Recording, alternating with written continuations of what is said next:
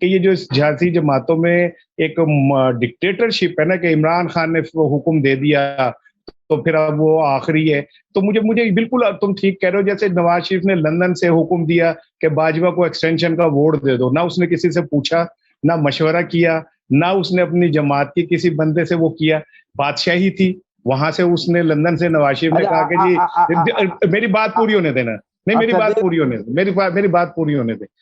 उसने लंदन से कहा कि भाई दे दो एक्सटेंशन का वोट बाजवा को, ना किसी को जरूरत हुई कि उससे ये पूछे कि जनाब आप कैसे कह रहे हैं, ये तो हमारा दुश्मन नंबर 1 है, आप तो इसे गालियां निकालते थे, आज आप एक्सटेंशन कैसे दे रहे हैं।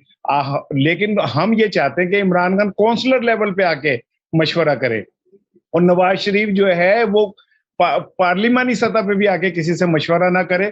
तो मेरा ख्याल है कि मुजम्मिल, आई थिंक सो कि आपके जो जमहूरियत का पैमाना है वो जरा थोड़ा सा बैलेंस होना। नहीं, आप देखिए ना, आपने ट्विस्ट कैसा किया बात को। इसे कहते हैं एंगल देना और ट्विस्ट करना। ये न्यूज रूम के लोगों की खासियत होती है कि खबर हो ही ना तो सुर्खी लगा देनी उल्टी। सवाल ये है कि हकीकत तो ये है कि बाजवा को वोट देने के नवाज शरीफ ही सबसे बड़े मुखालिफ थे। उनकी सारी पार्टी बाजवा को वोट देना चाहती थी, जिनमें ख्वाजा आसिफ, एहसन इकबाल, शहबाज शरीफ, राना तनवीर, जितने उनकी पार्टी के सरकर्दा रहनुमा थे वो बाजवा को वोट देना चाहते थे। अकेला नवाज शरीफ नहीं देना चाहता था। ये सब लंदन गए नवाज शरीफ के पास, और नवाज शरीफ उस इजलास में तन्हा था जो कह रहा था कि वोट नहीं देना। आखिर उसको पार्टी के आगे सरेंडर करना पड़ा, और उसने पार्टी को कहा कि अच्छा जिवें तुसी कहंदे उंज कर लो।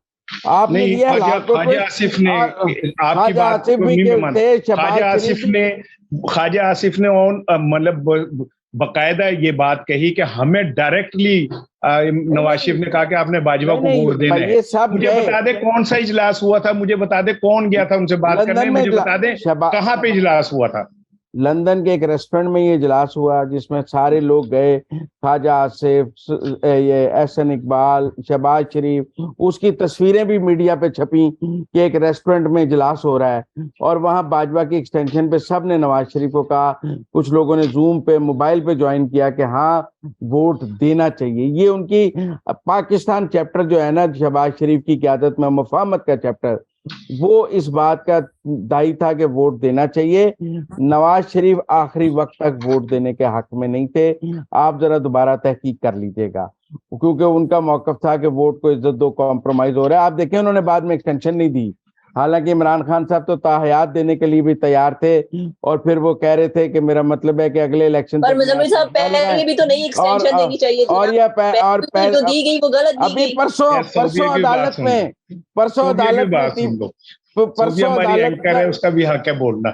अच्छा, परसों अदालत में हमारा टीपू सुल्तान मीर जाफर से के बारे में कह रहा था कि वो मेरी बात ही नहीं सुनता, और वो मेरा फोन भी नहीं उठाता, और वो सब कुछ करता है। तो ये सब कुछ हम देख रहे हैं अपने टीपू सुल्तान। ये इसी तरह ये निजाम इस तरह है।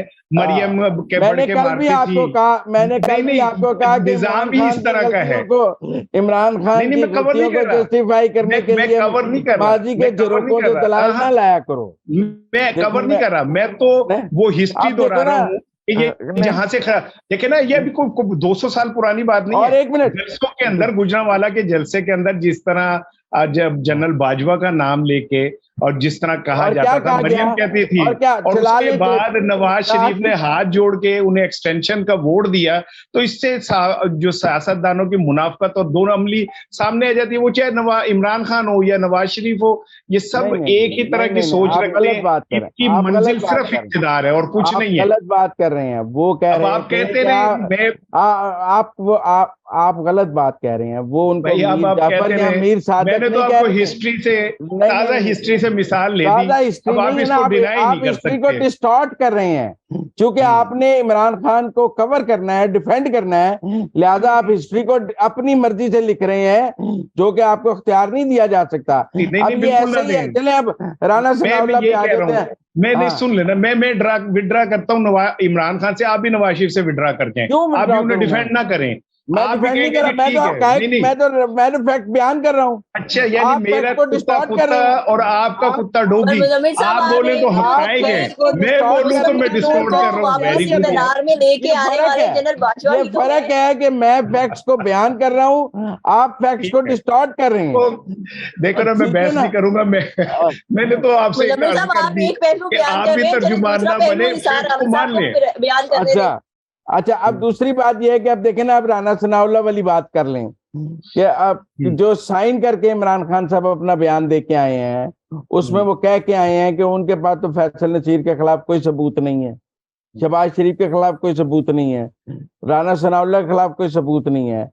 इस मुल्क में 35 पंचर से लेकर, जरा माजी करीब में ही रहूं क्योंकि अब इशहार राना साहब को माजी करीब बड़ी परेशानी रहती है, हाल से आप पहुंच ही नहीं पाते। मैं जब मिसाल देता हूं तो आपको माजी करीब चुभता है। मैं तो कह रहा हूं, मैं तो माजी से ले, आप तो करें। अब आज आप माजी में छलांग मार रहे हैं। मैं कह रहा हूं कि वो जब मैं कह रहा हूं कि इस मुल्क में जो झूठ की और जो झूठे इल्जामात की सियासत है, उसको जो दवाम तहरीक इंसाफ और इमरान खान ने बख्शा है, वो निहायत अफसोसनाक है कि आप एक दूसरे पर झूठे कत्ल के इल्जामात लगाते हैं, सर्विंग ऑफिसर्स पे लगाते हैं, और फिर जब आपसे पूछा जाता है कि भाई आपके पास इसका कोई सबूत है, तो आप कहते हैं मेरे पास कोई सबूत नहीं है, और नीचे दस्तखत भी कर देते हैं, और फिर आके ट्वीट भी कर देते हैं कि नहीं मैं तो अपने इल्जामात पर कायम हूं। ये क्या चाहते थे? अच्छा इसार साहब, आप जरा बयान कीजिएगा इस पे अपना पॉइंट ऑफ व्यू, टाइम हमारे पास जरा कम है जी। इसार साहब, मैं चूंकि मुजम्मिल मेरा यार, मेरा भाई जरा माजी में गया है, तो मैं कह रहा हूँ कि ये कोई नई बात नहीं है। मैंने तो आज की बात की है। लोगों के पेट फाड़ने और उनके गले में वो डाल के घसीटने तक के, और अंग्रेजों के कुत्ते नहलाने से लेके और भुट्टो को मशीकी पाकिस्तान टूटने का जिम्मेदार करार देने तक ये इल्जामात चलते ही रहते हैं। अब मैं अगर कहूंगा तो फिर मुजम्मिल को जरा गुस्सा चढ़ेगा। मैं तो ये कह रहा हूँ कि ये सारे सियासतदान जो हैं एक ही तरह की माइंडसेट रखते हैं, किसी पे भी कोई इल्जाम लगा देते हैं। लेकिन जब अब देखे ना, नवाज शरीफ साहब ने पार्लियामेंट में तकरीर करते हुए कहा कि जी ठीक है, अगर मैं साबित हो जाए कि मैंने ये सारा फ्रॉड किया है तो मैं यूं कर दूंगा और मैं यूं कर दूंगा। बाहर निकल कर उन्होंने अदालत में कहा कि जी वो तो एक तकरीर थी सियासी, उसकी क्या हैसियत है। तो ये सारा कुछ जो है, ये ईसब गोल तो कुछ ना फूल वाली बात है।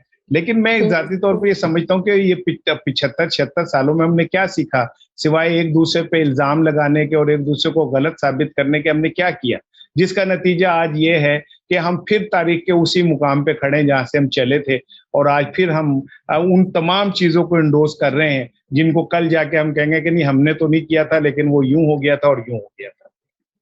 Thank you so much Muzammil साहब, थैंक यू सो मच इसार राना साहब। इसार राना साहब के मुताबिक आज भी हम तारीख के उसी पहलू पे ही खड़े हैं। इसके साथ ही मुझे इजाजत है, अल्लाह हाफिज।